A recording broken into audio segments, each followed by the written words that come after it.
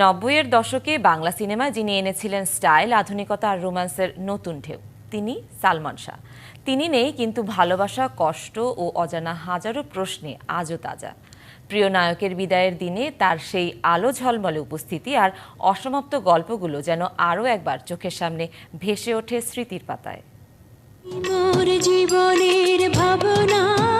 1996 সালের 6 সেপ্টেম্বর ভোরবেলা নেমে আসে সেই দুঃসংবাদ। চির বিদায় নিলেন সালমান শাহ। মাত্র 25 বছরের জীবনে অভিনয় করেন 27টি চলচ্চিত্রে। প্রতিটিই ছিল সুপারহিট। দর্শকদের কাছে তিনি শুধু অভিনেতা নন, এক অনুভব।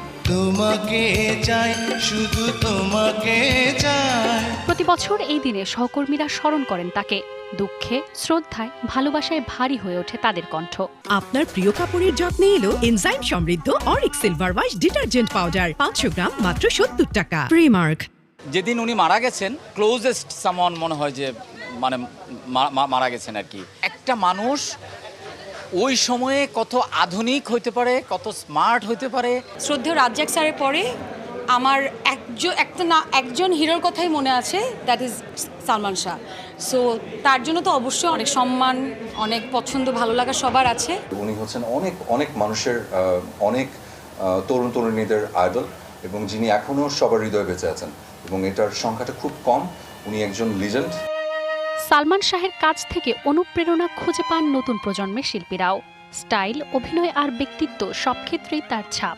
খুবই অদ্ভুত একজন মানুষ, মানে এত স্মার্ট, ওই সময়ের এত মডার্ন স্টাইলিং, মানে সেন্স থেকে শুরু করে সবকিছু এতই দারুণ ছিল, মানে যত বলবো বলা কম হবে। ছোটবেলায় সালমান শাহর সিনেমা দেখতাম, আর সে এতটা সুন্দর বাংলাদেশে কোনো হিরো, মানে এখন আমি বুঝি যে কোনো হিরো এত সুন্দর হতে পারে নাকি। তার মতো কোনো হিরো আমি এখন পর্যন্ত দেখিনি। আমরা হিরো বলতে যা বুঝি, আমাদের দেখা যায় যে ফ্যাশন আইকন হিসেবেও অনেকে আমরা সালমান শাহকে দেখি। সিনেমা বদলেছে, সময় এসেছে ডিজিটাল প্ল্যাটফর্মের, কিন্তু সালমান শাহ যেন গেঁথে আছেন হৃদয়ের ঠিক এক কোণে।